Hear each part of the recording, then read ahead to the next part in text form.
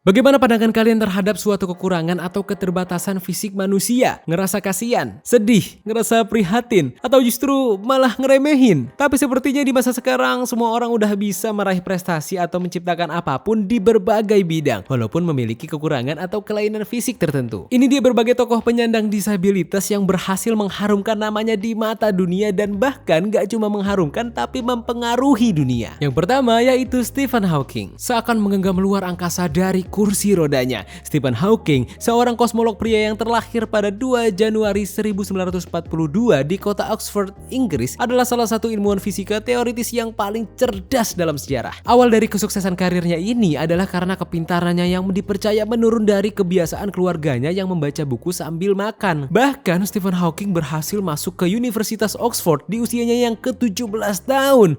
Kalau kalian 17 tahun masih ngapain tuh? Sayangnya saat di usianya yang ke-20 tahun beranjak ke 21 tahun, Stephen Hawking divonis mengidap suatu penyakit yang belum diketahui secara pasti apa penyebabnya, yaitu ALS atau Amyotrophic Lateral Sclerosis yang biasa dikenal juga dengan nama penyakit Lou Gehrig. Penyakit ini menyerang saraf motorik. ALS menyebabkan sel saraf perlahan-lahan mati sehingga otak nggak bisa mengirimkan sinyal untuk menggerakkan fungsi otot. Penyakit ini menyebabkan Stephen Hawking kehilangan kemampuannya untuk menggerakkan otot-ototnya sehingga ia harus menghabiskan banyak waktunya di kursi roda selama beraktivitas. Bahkan gak lama sejak dia divonis penyakit ini, Stephen Hawking juga divonis kalau umurnya udah gak lama lagi, yaitu tersisa sekitar 2 tahun lagi. Tapi dalam kondisi ini justru Stephen Hawking berkata ke dirinya sendiri, yaitu cobalah untuk menjadi masuk akal atas apa yang Anda lihat dan apa yang menyebabkan alam semesta ini ada. Selalu cari tahu dan bagaimanapun susahnya hidup, ada hal yang bisa kamu lakukan. Jadi hasilkanlah sesuatu. Jangan pernah menyerah. Dia pun mengamini dan menepati omongannya dari kursi rodanya. Dia berhasil menjabat Lucasian Chair of Mathematics, yaitu jabatan sebagai profesor matematika tertinggi di Universitas Cambridge. Dan ternyata jabatan ini juga pernah diisi oleh Sir Isaac Newton. Kesulitannya untuk berkomunikasi membuat sebuah perusahaan bernama Speech Plus memberikannya sebuah alat untuk membantu mengubah teks menjadi suara alias text to speech. Alat tersebut bernama Coltex 5010. Tapi seiring berjalannya waktu, perusahaan komputer Intel membuatkannya komputer yang dapat dipasang di kursi rodanya untuk memproses gerakan otot pipinya agar dapat mengoperasikan komputer. Jadi dari kursi rodanya, Stephen Hawking mengemukakan berbagai teori yang fenomenal. Salah satunya adalah teori mengenai radiasi lubang hitam atau yang kini dikenal dengan teori radiasi Hawking. Stephen Hawking juga menerima 12 penghargaan semasa hidupnya dan berkontribusi terhadap 15 buku, baik itu buku yang ia ciptakan sendiri maupun ditulis bersama dengan orang lain. Tapi dunia harus kehilangan ilmuwan difabel teoritis jenius pejuang penyakit ALS ini pada tanggal 15 Maret tahun 2018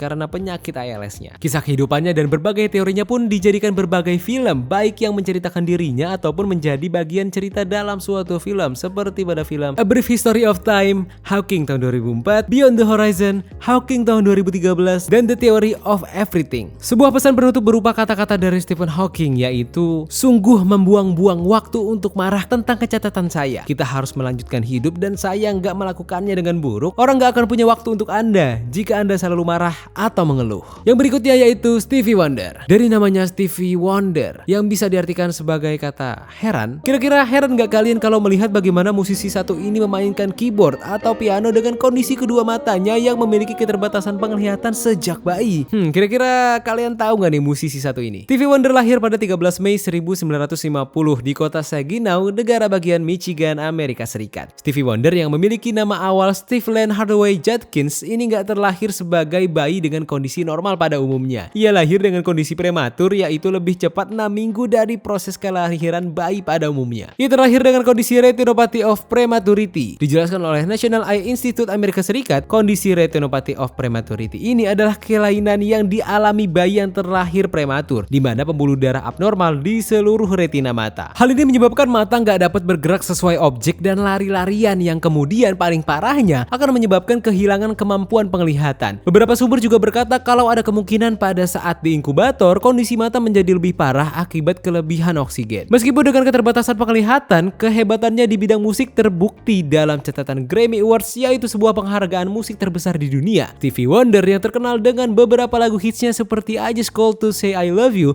Superstition, dan Isn't She Lovely ini tercatat berhasil masuk ke 74 nominasi penghargaan dan berhasil mendapatkan 25 piala Grammy Awards atas karya-karya musiknya. Pada tahun 1973, untuk pertama kalinya Stevie Wonder memenangkan Grammy Awards dan langsung membawa 5 piala sekaligus, yaitu penghargaan Album of the Year, Best Producer, Best Rhythm and Blues Song, Best R&B Vocal Performance, dan Best Pop Vocal Performance. Cerita kehebatan Stevie Wonder bahkan dimulai sejak kecil. Pada saat itu, dia ngerasa terusik ngelihat ibunya nangis terus karena sedih dengan kondisi Stevie Wonder pada saat itu. Tapi Steve Lane kecil bilang ke ibunya, "Don't worry about me being blind because I'm happy." Yang artinya, jangan khawatir aku buta karena aku bahagia. Kata-kata hebat tersebut diucapkan Stevie Wonder saat umurnya masih 5 tahun. Lambat laun ibunya menerima kondisi Stevie dan meminta anak-anaknya yang lain untuk memperlakukan Stevie seperti orang normal pada biasanya dan jangan terlalu sering untuk membantunya. Steve Lane hingga menjadi Stevie Wonder yang sekarang gak semudah yang mungkin kalian pikirkan. Kebutaannya sejak kecil harus berdampingan dengan kemiskinan dan kenyataan ayahnya yang pemabuk bahkan memaksa ibunya Stevie Wonder menjadi seorang pelacur. Hal tersebut membuat ibunya berpisah dengan ayahnya dan pindah hidup ke kota Detroit, Michigan. Gak hanya menjadi musisi yang sukses dengan karya-karyanya sendiri, oleh PBB ia ditunjuk sebagai The Messengers of Peace atau utusan perdamaian pada tahun 2009 dengan fokus pada penyandang disabilitas. Prestasinya ini berdasarkan aksinya pada tahun 1983 di mana ia mempelopori kampanye untuk menjadikan Hari Martin Luther King, seorang pejuang HAM ternama di Amerika Serikat, sebagai hari libur nasional di Amerika Serikat. Dia juga termasuk salah satu yang menganjurkan untuk mengakhiri praktik apartheid di Afrika Selatan. Stevie berkata kepada The Guardian pada tahun 2012, "Aku ya apa adanya aku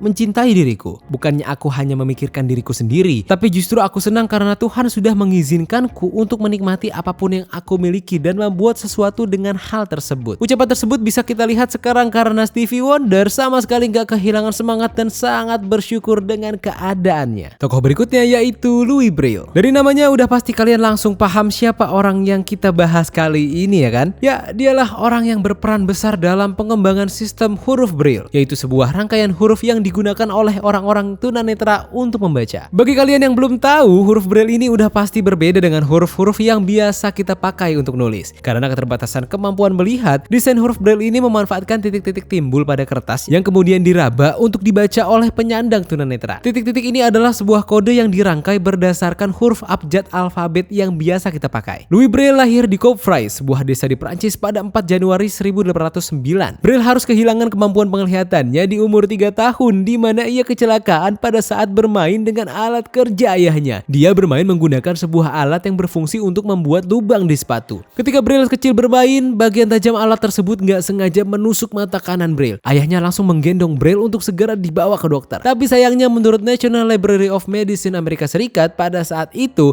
ilmu kedokteran belum berhasil menyelamatkan kerusakan yang terjadi pada mata Braille. Selang beberapa waktu, nggak tahu apa penyebabnya saat itu, mata kiri Braille ikut mengalami peradangan yang membuat dia benar-benar kehilangan penglihatannya pada usia 5 tahun. Diduga ia mengalami optalmia simpatik, kondisi di mana mata mengalami peradangan akibat salah satu mata yang lainnya mengalami cedera. Lalu di usianya yang ke-13 tahun, Braille direkomendasikan untuk menuntut ilmu di Royal Institute for Blind Youth, salah satu sekolah pertama untuk orang buta di seluruh dunia. Institut ini didirikan oleh dermawan Valentin Hauy. Di sana ia belajar membaca menggunakan buku dengan huruf yang timbul untuk diraba. Sistem ini diciptakan oleh Valentin Hauy yang bukanlah seorang tunanetra. Sayangnya ini bukanlah hal yang mudah karena jarak antar huruf yang sangat dekat. Pada masa itu, huruf diketik menggunakan mesin tik dengan kertas yang harus dibasahkan terlebih dahulu sebelum digunakan. Lalu pada tahun 1841, ketika Louis Braille menjadi murid di sekolah milik Valentin Hauy, seorang mantan kapten pasukan artileri Prancis bernama Nicolas Marie Charles Barbier de la Serre mengusulkan salah satu sistem penulisan yang bernama Écriture Nocturne, atau yang berarti tulisan malam ke sekolah tersebut. Tulisan tersebut bisa dibilang adalah cikal bakal dari sistem penulisan yang nantinya diciptakan oleh Braille. Louis Braille merasa tertarik dengan sistem tersebut, sebuah sistem yang menggunakan titik-titik timbul pada kertas untuk diraba, serta alat pembuatnya pun lebih ringkas. Louis Braille pun menguji sistem Écriture Nocturne tersebut. Akhirnya, Braille mendesain ulang sistemnya si Charles Barbier de la Serre itu dari usia 12 hingga 16 tahun. Hal pertama yang dilakukan Braille adalah mengurangi jumlah titik timbul dari 12 titik menjadi 6 titik aja, sehingga terasa lebih pas ketika diraba dan menjadi lebih mudah serta lebih cepat ketika dibaca. Louis Braille juga membuat kode Braille untuk angka, tanda baca, simbol numerik, bahkan not musik karena Braille sejak muda bisa memainkan alat musik. Hal inilah yang gak ada pada sistem tulisan malam ciptaan Charles Barbier de la Serre. Sistem Braille pun diperkenalkan kepada teman-temannya untuk pertama kalinya pada tahun 1824. Tapi Braille mengembangkan sistem ini juga gak semulus itu. Pada tahun tahun 1840, kepala sekolah yang baru menentangnya karena takut kalau murid-murid nggak membutuhkan guru lagi buat belajar. Louis Braille pun meninggal akibat penyakit tuberkulosis pada 6 Januari 1852. Tapi ternyata penemuannya ini nggak langsung digunakan. Justru 2 tahun setelah kematiannya, barulah sistem Braille ini digunakan. Kembali ke tahun 1829, Braille menjelaskan metodenya ini dalam buku yang diterbitkan ulang pada tahun 1839 yang berjudul Method for Writing Words, Music, and Plain Song by Means of Dots for the Use of the Blind. Sosok yang berikutnya yaitu Helen Keller. Sosok yang benar-benar mendobrak pemikiran manusia karena ia membuktikan kalau penyandang disabilitas bisa meraih pendidikan. Adalah seorang aktivis, penulis, dan pembicara publik yang terkenal karena keberanian dan ketangguhannya dalam menghadapi cacat penglihatan dan pendengaran sejak usia muda. Helen lahir pada tahun 1880 di Tuscumbia, Alabama, Amerika Serikat. Pada usianya yang ke-19 bulan, ia menderita penyakit yang disebut sakit kepala rematik yang mengakibatkan ia kehilangan kemampuan untuk melihat dan mendengar. Menginjak usianya yang ke-7 tahun, ia bertemu dengan seorang guru bahasa yang luar biasa yang bernama Anne Sullivan. Anne Sullivan kemudian mengajarkan Helen untuk berkomunikasi melalui bahasa isyarat dengan menggunakan jari-jari di telapak tangannya. Di saat itu, ternyata Helen belum pernah belajar bahasa apapun dan gak memiliki kemampuan untuk berkomunikasi dengan siapapun. Anne Sullivan yang juga seorang tunanetra sejak usia muda mengajarkan Helen dengan penuh kesabaran dan ketekunan, mengenalkannya pada bahasa isyarat dan membantunya memahami dunia di sekitarnya. Setelah beberapa tahun berlatih, Helen menjadi mahir dalam menggunakan bahasa isyarat dan dia belajar membaca dan menulis. Dia bahkan melanjutkan pendidikannya di Radcliffe College di mana dia lulus dengan cum laude. Bahkan yang mengejutkannya lagi nih, Helen belajar bahasa Perancis, Jerman, Yunani, dan Latin menggunakan media huruf Braille. Wah, kalian yang bisa baca langsung aja kira-kira bisa nggak nih belajar bahasa sebanyak itu? Selain itu, Helen Keller juga merupakan salah satu tokoh penting dalam gerakan hak penyandang disabilitas. Dia memperjuangkan hak orang dengan kebutuhan khusus untuk mendapatkan pendidikan dan kesempatan yang sama seperti orang tanpa kebutuhan khusus. Helen Keller meninggal pada tahun 1968 di usianya yang ke-87 tahun. Tetapi warisannya tetap hidup dan mempengaruhi banyak orang di seluruh dunia. Dia merupakan teladan bagi orang yang menghadapi kesulitan dan mengajarkan kita untuk gak menyerah pada keadaan yang sulit, tapi memperjuangkan hak kita untuk tetap hidup dengan cara yang bermakna dan produktif. Anjay. Itu dia berbagai tokoh dunia yang merupakan penyandang disabilitas. Jadi udah nggak ada alasan bagi kita memandang rendah penyandang disabilitas karena ternyata mereka yang lebih memiliki kekurangan ketimbang kita justru bisa lebih berjasa dan berpengaruh bagi dunia. Terima kasih banyak sudah menonton video kali ini. Jika kalian suka, klik like dan share sebanyak.